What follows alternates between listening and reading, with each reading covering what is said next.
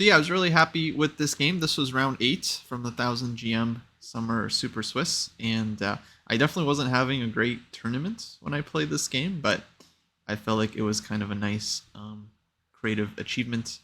And yeah, I was a big rating favorite in this game, but my opponent, I'm sure, was super underrated because he had scored a bunch of points in the tournament already, and definitely fought very hard in this game. So I by no means thought that it was going to be an easy fight. And what we ended up getting was a pretty classic opening here. Knight c3, he went for the Rogozin defense. I played queen a4 check, knight c6, a3. I've been playing this line recently. I feel like it's a pretty good weapon. Leads to some pretty sharp positions against the Rogozin, so I've been quite happy with it. Black takes on c3, bc, bishop d7, and yeah, with Black's last move, he's starting knight takes d4, so White has to kind of react to this threat. The main move is c takes d5, so taking this pawn first, and then after e takes d5, now knight d4 actually isn't a threat because White can just take back with the queen. So if White wants to, White could drop back queen c2, or White could play like bishop g5 here. And it's a very interesting position. White has two bishops. The structure is a little bit weak, but it's a fairly complicated structure. Instead, I play queen c2, and pretty quickly. And in my mind, I remember I was thinking that this is like a playable move, but it's actually not so great if Black knows what they're doing. And my opponent was actually pretty well prepared for this. But I remember knowing that this would be an idea with the point that, okay, I'm offering up the c-pawn, which Black does take. And we get this kind of pretty typical pawn sacrifice where White gets a big center, two bishops, but at the cost of a full pawn, which Black takes, and then goes knight a5 to defend this one. And yeah, it was a little unnerving because my opponent was playing pretty quickly, and I got the feeling like he knew the position, like he knew the line, which is definitely always a concern. Because optically, to me, it looked like a pretty reasonable position for White. We're down a pawn, but we have big center. I go bishop g5, and now he goes h6. I play back bishop h4. And originally I was expecting g5 here, where after, let's say, bishop g3, bishop c6, I started to get worried because Black is hitting the e-pawn. I don't want to go e5 and shut down my bishop, give up a bunch of light squares. But if I play knight d2, then there's knight b3, which is a really annoying move, hitting the rook and hitting the knight on d2. And so one way or another, I'm losing this knight and I'm losing the e-pawn. So I can win my pawn back very temporarily, but then Black can take on e4, and yeah, I'm going to be a pawn down, maybe some minor compensation because Black's kingside is weak, but I really wasn't sure. So as I was kind of thinking about this, Black actually goes bishop c6. And it's kind of a weird move order because he neglects to go g5. And again, he played it quickly, so I got the feeling that he knew it. But I realized the idea is still the same. If I go knight d2 now, defending the pawn, then Black can go g5, bishop g3, knight b3. And again, I don't really have a great way to deal with this. Because if White moves the rook, then Black takes the knight on d2, and then we lose the e-pawn. But the drawback of this move is that it lets me go e5. And so I was really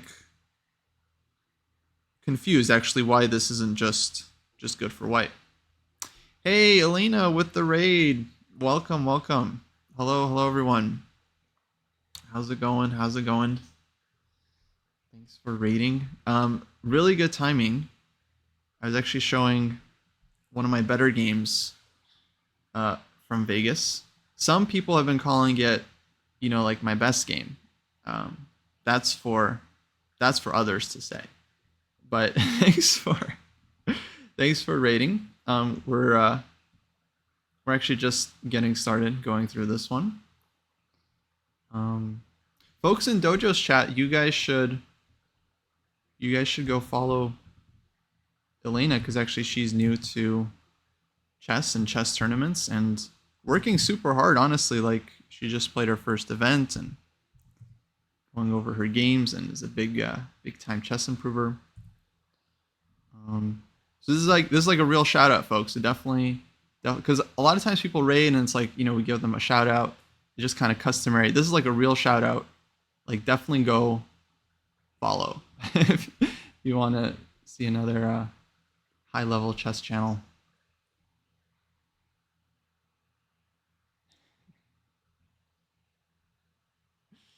Advanced shout out, exactly. Real shout out. Last chance. Raid spam? No.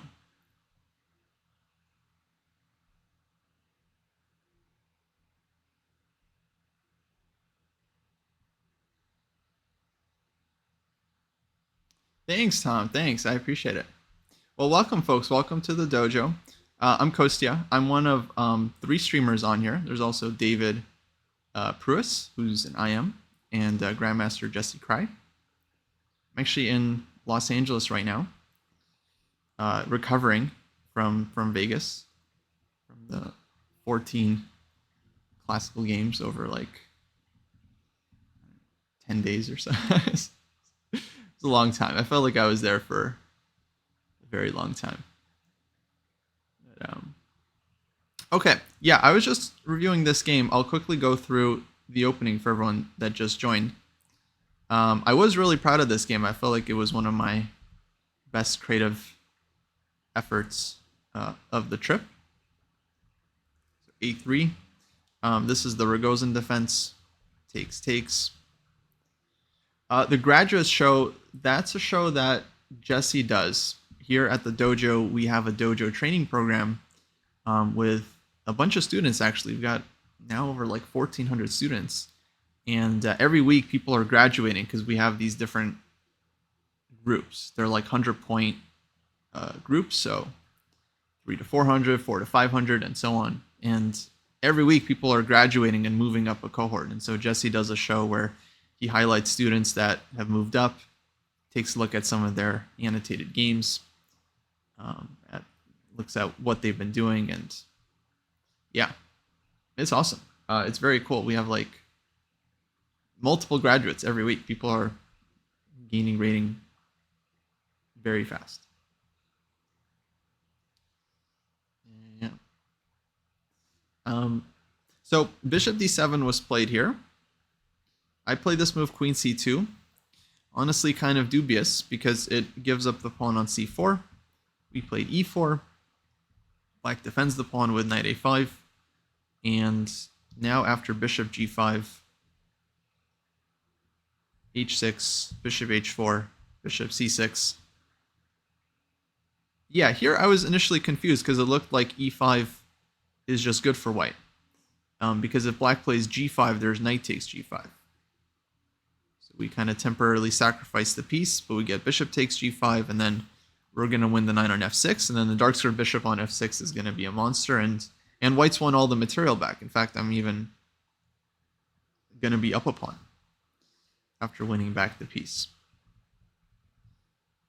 So I quickly realized, like on E5, black is probably going to have to go bishop takes F3, and then go G5. And yeah, so we get into a very like messy position now. So bishop takes F3. If we take back this one, then G5. And I don't want to take on F6 because G takes H4. We're left with this structure. I'm going to lose the F pawn. To me, it looked super unclear, but I felt like black is probably doing really well because black can go queen takes F6 and like castle queenside. King will be very safe, and yeah, I'm going to be down a pawn, maybe even 2 pawns, and my king side is just wrecked. So this I absolutely cannot go into. And then if I go bishop G3 back, then black can play knight D5, for example, and my bishops are pretty pretty awful here. I don't know. Maybe this is somewhat playable, but it didn't look very fun for me. So ultimately, I didn't really have a choice. So I played e5 anyway. Bishop takes f3. E takes f6. So this is kind of the other option that I have. Black's bishop on f3 is hanging, and I'm turning like f takes g7, right, which would just win the game immediately because of the double attack. So Black's forced to go g5. Bishop g3, got to keep the bishop. And yeah, I wasn't too unhappy about this situation because I felt like, okay, Black has to go like bishop d5 now or something. And then I'm down a pawn, but I have this f6 pawn. I've got this nice e5 square for the bishop. I have like h4 I could play here. Queen f6 is not really a threat yet because of bishop e5. So h4, we know we open up the rook and... okay, it's play. You know, I didn't think I'm like winning here or anything, but you know, we have play for the pawn and it's not an easy position for Black to handle. But interesting thing, my opponent here started tanking for like 20 minutes. And I was thinking like what is he thinking about? Like, I don't understand. Like in this position, he just starts tanking. Like his bishop's hanging. Bishop d5 is a very obvious move. Thanks, Matthew, for subscribing. Much appreciated. And finally, I realized he wants to play knight b3 here, which he ends up doing. But knight b3 looked crazy to me because I can take the bishop on f3. Black is going to take the rook. And then how does this knight not get trapped? Funnily enough, it's like not so simple. So I take. If I don't take, if I move my rook or something like rook to b1, then Black gets bishop d5. And the knight on b3 is super solid. And it's like, okay, I'm still down a pawn. I don't have as much compensation as I did in the other position. So I have to take. Knight takes a1. And now it's really not easy because, okay, if I pick up the knight, you know, for free, then White's doing great. I have two bishops for the rook and like totally winning. But how do I actually get the knight? Because the knight is wanting to escape via b3. Queen is under attack. If I go queen a4 check, there's c6. And then bishop takes c4 would be great if the knight is trapped, but there's b5. And yeah, I'm just losing too much material here. So I can't really play queen a4 check. I could go here and then take with the queen, but there's still like knight c2 check, knight takes a3. Black can also go queen d5, which I think is pretty strong. And then essentially the knight's getting out, and so I'm going to be down the exchange and not winning, or you know, not even holding, losing. Losing. Was this a London? No, this was Rogozin defense. Rogozin. So I ended up finding, I think, the best chance. Queen d1, hitting the knight. Knight b3. So queen had to go to d1 so that the knight doesn't attack us with tempo. Bishop takes c4. I get to take this pawn. Knight a5. And now queen a4 check. So I kind of like this little triangulation. Queen d1 takes, and then queen back to a4. I was definitely expecting c6 here. And yeah, then I wasn't sure what to do. I thought about like bishop d3, bishop e2, bishop a2. Basically, I was going to drop the bishop back somewhere and kind of just hope for the best. I mean, I'm down in exchange, but I felt like the position still has a ton of play. And we have the two bishops that are pretty active now. So yeah, to me, this felt tricky enough that I could still kind of hope for chances here. I've got h4 again, bishop e5. Knight on a5 is kind of stuck, so not so easy for Black to play this one. Instead, my opponent played knight c6, which definitely surprised me because at first it just kind of looked wrong. You know, the knight is like pinned. I have like bishop b5. But yeah, as I started thinking about it, I realized it's actually not so easy for me to do anything. Like bishop b5, queen d5. And I don't really want to take. Black's starting to take here. And yeah, it's not really clear what White can achieve in this position. And if I'm not precise, Black actually is going to be threatening to take on f6 soon. So like if I castle, for example, let's say Black also castles, Now black wants to take on f6. I'm not going to have bishop e5. And yeah, I'm like, yeah, I feel like I'm running out of compensation, right? So I was pretty happy with my next move. I felt like it was the only move to pose problems. Yeah, it was the c pawn hanging there. It is, but white doesn't really get much from taking this pawn, and of course f3 is hanging, and if black is able to take on f3, then it's going to be, yeah, kind of disastrous. At this point, did I think I was worse? Yeah, definitely. I was definitely pretty unhappy until I found the next move. Bishop a6. Once I saw this one, then I was like, oh, hold on. There is some play in this position.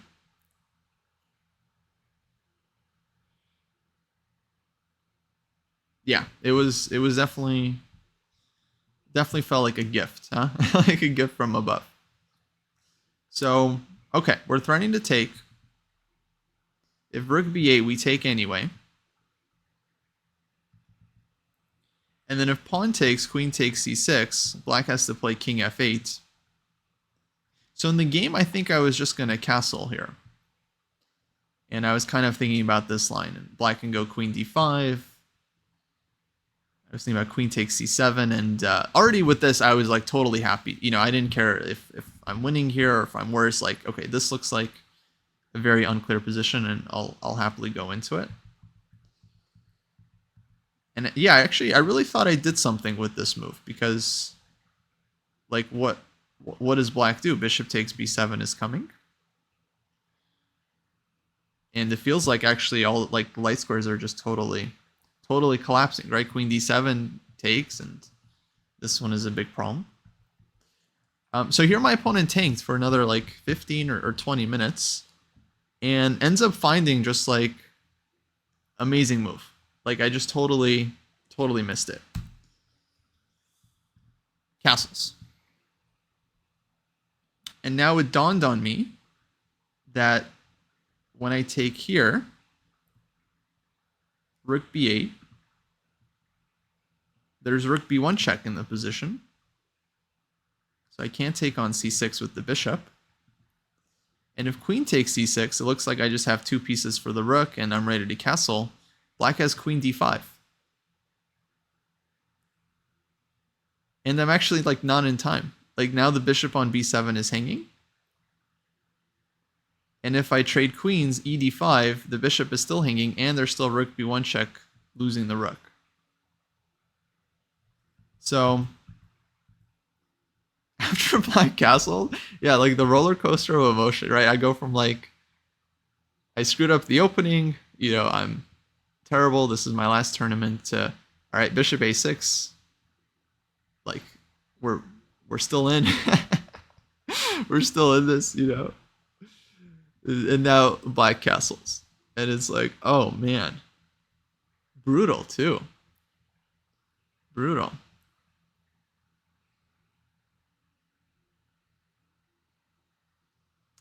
Yeah. So what to do? So yeah, now is my turn to tank. And I definitely considered about just giving the second exchange like this.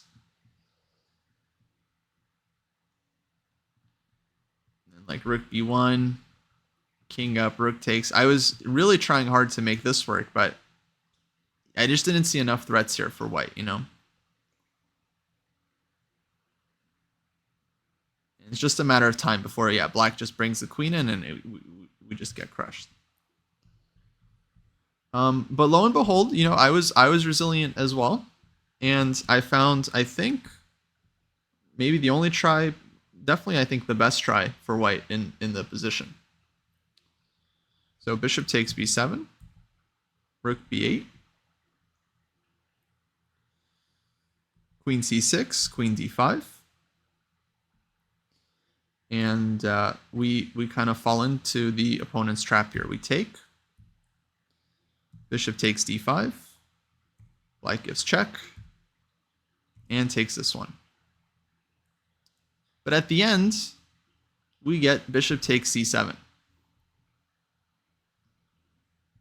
So once I saw that this was possible, I actually felt like okay.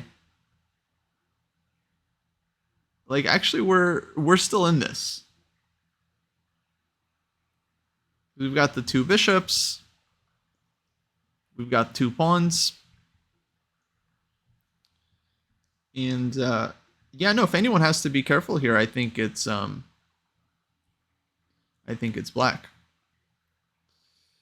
So I was actually really happy to reach this endgame. I feel like this is the best position I've had since the opening. And if you think about the material, actually we're not down that much. We have two bishops and let's say two pawns for the two rooks. Technically we have three pawns, but kingside is not exactly super impressive. So two bishops and two pawns. It's like 8 points, 8.5. Two rooks is going to be like 11. So we have to make up some points still with the compensation. But the pawns are very strong. And currently black has no passed pawns, right? Although black will go after the a-pawn, which makes things very, very tricky. There was one game I drew inspiration from, and I was thinking about during this game. There's a very famous game, Topalov Aronian, from 2006 or 2005. I think played in Linares, where Topalov also had like sacrificed two exchanges and ends up with two bishops against two rooks, two passed pawns, the same two passed pawns like C and D, and then ends up winning. So yeah, I still believed at this point. Anyway, black goes rook c8, bishop e5, rook a1, bishop b7. And yeah, I did think actually that white is the one that has an easier time here. Rook d8, c4. Black takes this one. c5. And now, I mean, pawns are just marching, right? We want this. We promote the first one. Black has to give up a rook for it, and then we have the second passed pawn to just win the game. So yeah, I was feeling super optimistic here. Rook b3. And yeah, unfortunately, I didn't play the endgame super well. I played c6, which ends up being kind of a serious mistake. Stupid me, I see the passed pawns. I'm like, I should push the passed pawns. That was my kind of thought process. Like, all right, I can push the pawn and defend the bishop, and I'm threatening c7. What's the problem?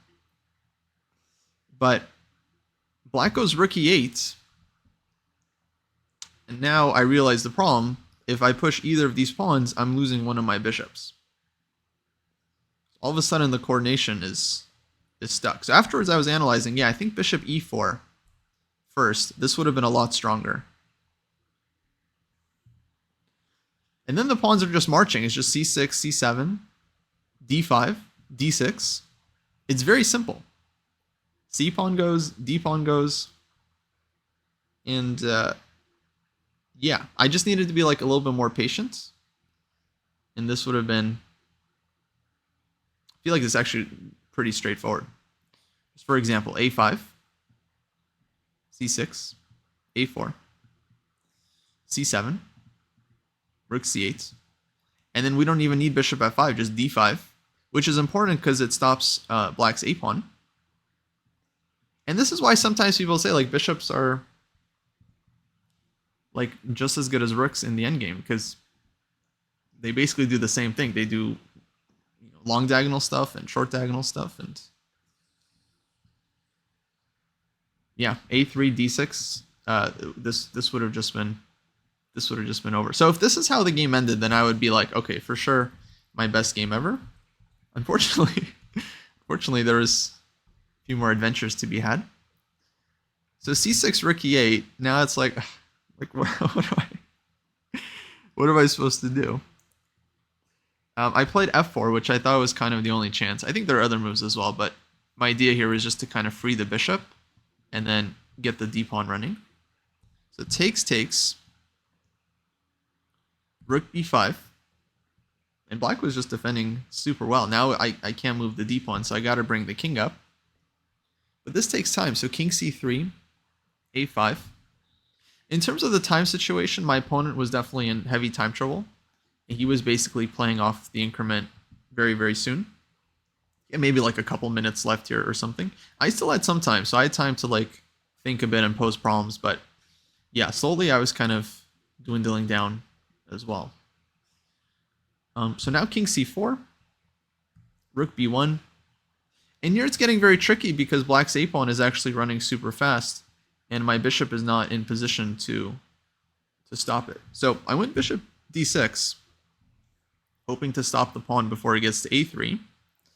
And then I had this idea in mind to go bishop e7, so that I can finally get the d pawn running. I thought, okay, bishop e7, that's pretty annoying. Then the d pawn is super fast. But a4, I went here, and I'd kind of expected rook b8, looking to maybe sack for one bishop and simplify, but then I can go bishop a6, and yeah, it still looked kind of nice. d5, c7, pawns are marching. But to my surprise, black goes rook takes b7, basically used up all his time and found this one. And yeah, definitely cold shower moment now. Because like I'm losing my pawns. C takes, rook b8. And now black is getting the b pawn.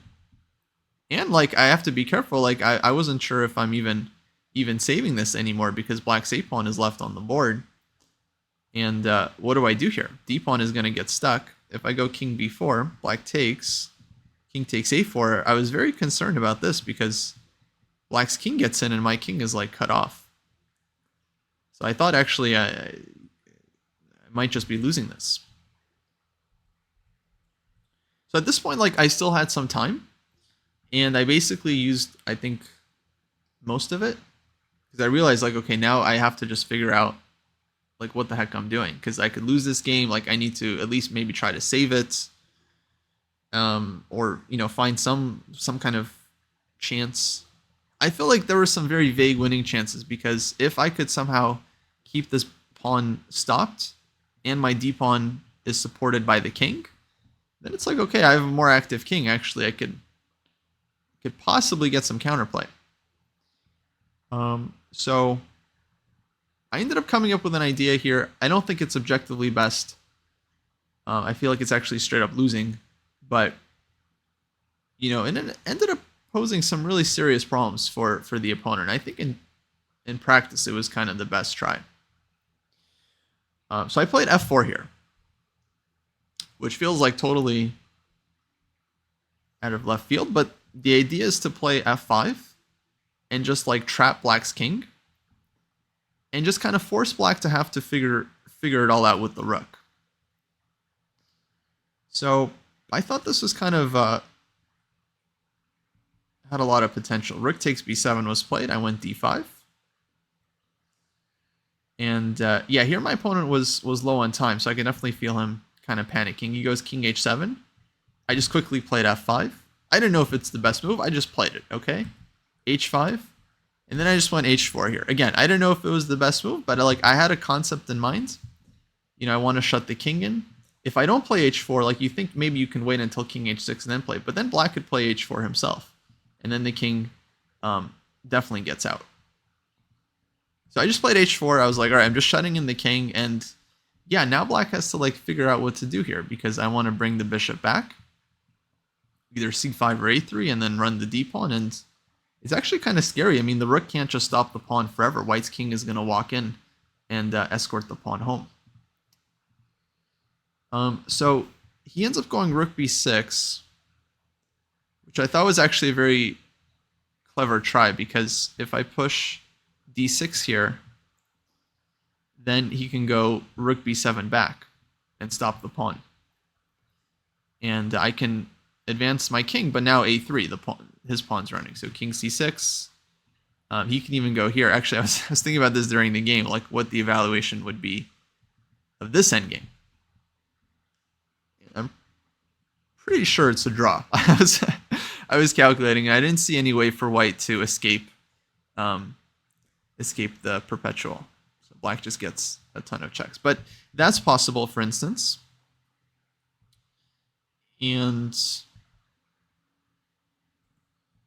also, of course, black can try something else as well. Like rook a7 here might even be better. Because on d7, black takes, a2, and the bishop doesn't stop the pawn. So I don't want to push d6. I felt like I have to bring the bishop back somewhere. And yeah, bishop c5 was my first thought. Because if takes, d6, and takes, right, we have d7. And this looked pretty nice. But I didn't like bishop c5 because of, I think, like rook b1. And then bringing the rook this way. And also like having this check. So I figured my best chance was bishop a3. Because I also set a trap with this one. I was really hoping to lure black into going rook b3. Because then I can get d6, and then takes, d7. The pawn is queening. And the second trick, which black ends up falling for in the game, is he takes on f6. Which was definitely fortunate. Because now after d6, the rook is just not stopping the pawn. If takes, it's d7. And then check, king can walk up, and the rook just doesn't get back to the d file. So takes, I pushed d6. And black realized, okay, he has to now take this pawn, but bishop takes d6, king g7. And okay, white can win, I think, a lot of different ways here, but I decided to just play king d5. Just showing black I actually don't even need to take the pawn. Like, the pawn is stuck, and black's king here is boxed in after king e4. So it's very simple. White can just walk the king in and, yeah, move the bishop as many times as I need to force his zugzwang. So it was resigns. So yeah, that was the game.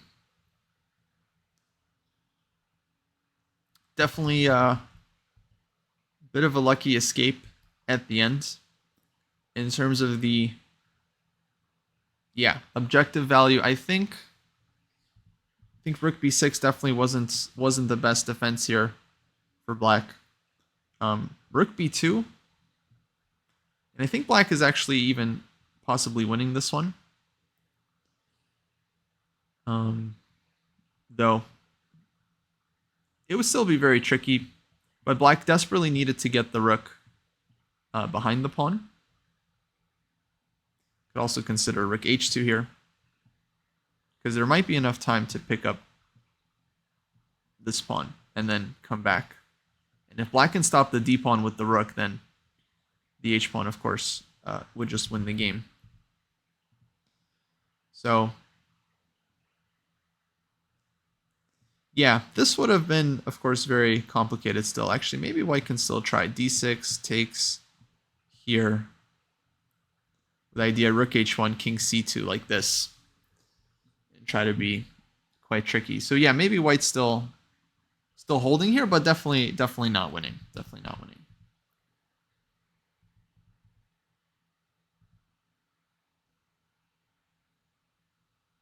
Rook b3 actually maybe was the win for black. Stopping bishop a3. Of course, this is a very hard move to play when you have 30 seconds because you're not threatening to push a3. It's like you're very aware that your rook is hanging.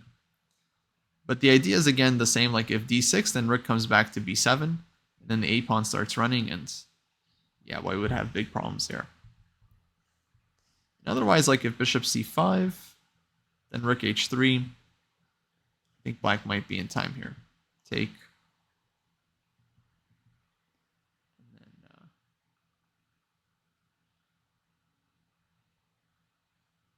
oh, it looks like a3 is winning. Wow.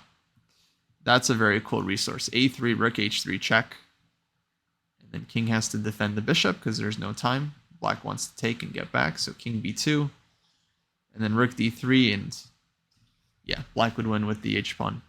So, it's a very interesting thing. I mean, this move f4, this was definitely not the best move, and I think if I just play like bishop c5 and d5, actually, like, I think white can hold the endgame, but not win. So f4, it's like it was both a winning attempt and a losing attempt at the same time. But without this move, yeah, I don't think we would have won the game.